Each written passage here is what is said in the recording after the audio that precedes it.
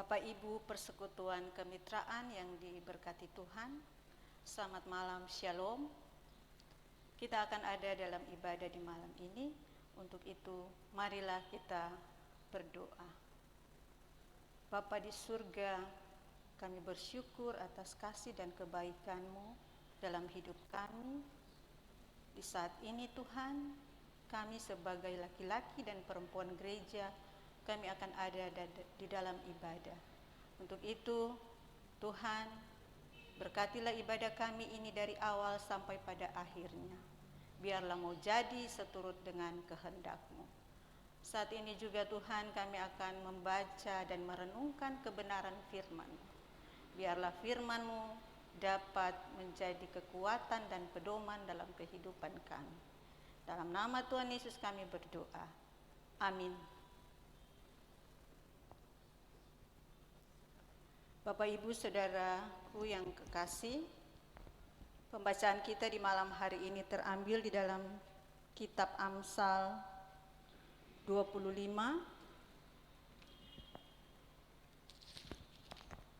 Amsal pasal 25 ayat yang ke-15. Demikian bunyi firman Tuhan. Dengan kesabaran seorang penguasa dapat diyakinkan dan lidah lembut mematahkan tulang. Demikian jauh pembacaan kita di malam ini. Bapak, Ibu, Saudaraku, tema bulanan membangun kehidupan umat yang sehat rohani dan jasmani. Tema mingguan, hidup dalam kelemah lembutan. Persekutuan kemitraan yang diberkati Tuhan, bagian bacaan kita di hari ini oleh pengamsal mengungkapkan tentang peran lidah dalam mengucapkan kata-kata yang lemah lembut. Bukan itu saja, malah kata-kata lemah lembut yang disampaikan dengan penuh kesabaran akan mempengaruhi seorang penguasa. Orang sering terbuai dengan kekuasaan dan membuat mereka tidak mau mendengarkan pendapat orang lain. Bersikap arogan dan sewenang-wenang sehingga meyakinkan mereka bukanlah sebuah perkara yang mudah. Namun oleh pengamsal hanya melalui kekuatan ucapan yang penuh kelemah lembutan dapat meluluhkan dan mematahkan kekerasan hati orang penguasa yang keras seperti mematahkan tulang. Warga mitra yang diberkati Tuhan, dalam kenyataan sekarang ini dengan kehidupan yang semakin keras, persaingan di sana-sini yang menimbulkan berbagai persoalan serta tantangan yang ada, sering membuat orang menganggap bahwa bersikap lemah lembut berarti menjadi pihak yang lemah atau kalah. Apalagi kita sebagai pihak yang dikorbankan, diperlakukan tidak adil atau tidak benar. Di samping itu, ancaman virus COVID-19 yang membawa dampak yang besar terhadap kebutuhan ekonomi. Banyak yang di PHK dan kehilangan lapangan pekerjaan. Secara kemanusiaan, pasti hal itu akan memancing emosi serta membangkitkan amarah yang bermuara pada tindakan untuk membalas dengan cara yang sama, alias membalas kekerasan dengan kekerasan. Sepintas memang memuaskan hati kita, di mana telah terbalaskan rasa sakit hati kita. Namun, kalau kita memaknai, maka apa masalah menjadi selesai? Tidak, saudaraku. Justru menimbulkan masalah dan dendam baru yang terus berkepanjangan tanpa ada akhirnya. Sebab selalu ada upaya untuk membalasnya. Kalau kenyataan hidup seperti demikian, apa enaknya atau apa untungnya? Pasti tidak ada untungnya atau tidak ada manfaatnya bagi kita untuk hidup dalam kondisi kekerasan, dendam, dan kebencian. Warga kemitraan yang diberkati Tuhan.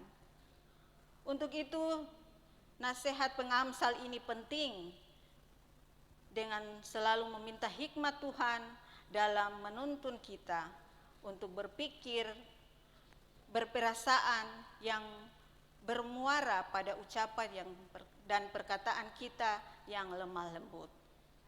Ibarat segelas air akan memuaskan dahaga kita ketika kita berada di tengah teriknya matahari. Seperti kata-kata yang lemah lembut akan menyejukkan hati yang panas karena emosi dan amarah yang meledak-ledak. Sebaiknya kata-kata yang kasar, kata-kata yang keras dan penuh dengan emosi akan menciptakan pertengkaran, perkelahian, dan peperangan.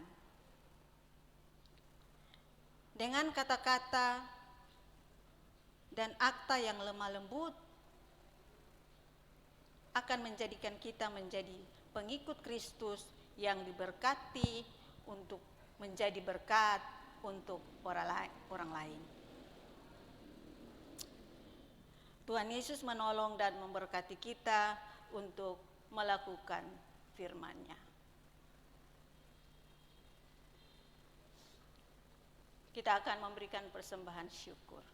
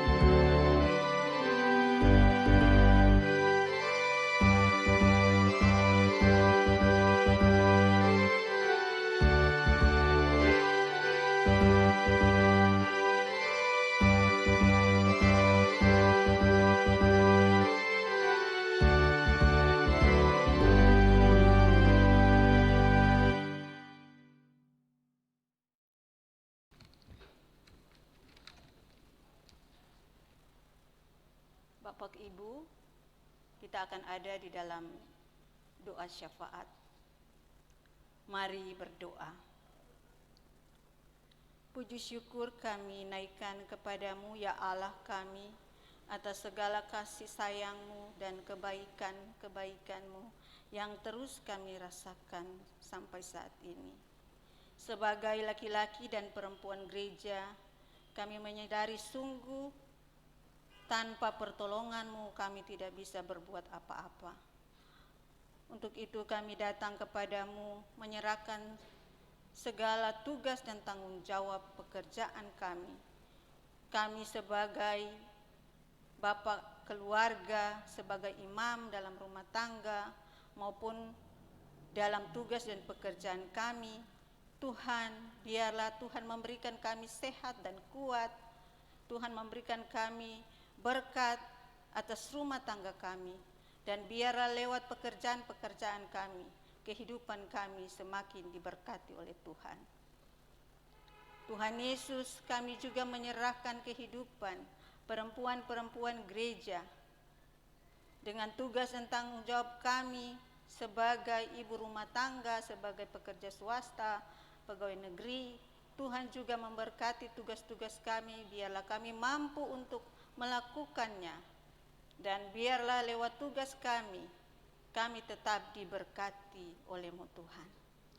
Kami juga mau berdoa untuk anak-anak yang Tuhan titipkan dalam rumah tangga kami.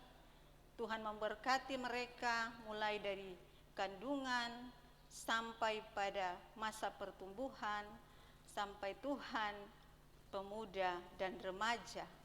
Tuhan, biarlah Tuhan menyertai pendidikan mereka. Biarlah apa yang mereka butuhkan, kami sebagai orang tua mampu untuk memberikan kepada mereka dengan berkat yang Tuhan telah sediakan bagi kami. Tuhan Yesus, ada banyak yang kami minta kepadamu, tapi Engkau lebih tahu Tuhan apa yang kami butuhkan di setiap rumah-rumah tangga kami. Kiranya semuanya kami hanya serahkan ke dalam tangan kasih-Mu. Tuhan, inilah doa dan sembahyang kami. Kami juga sudah mendengarkan firman-Mu. Biarlah firman-Mu selalu menjadi kekuatan dalam kehidupan kami. Firman-Mu menjadi terang sehingga kami mampu memperlakukan firman-Mu dalam kehidupan kami. Persembahan syukur yang kami telah berikan, biarlah menjadi berkat di dalam pelayanan-Mu di jemaat ini. Terima kasih Tuhan. Inilah doa kami sudah berdoa dan kami minta penyertaan Tuhan. Kiranya damai sejahtera, sukacita yang berasal daripada Tuhan Yesus Kristus menjadi bagian kami hari ini sampai selama-lamanya. Amin. Bapak, Ibu, saudara-saudaraku, ibadah kita telah selesai. Selamat malam, Shalom.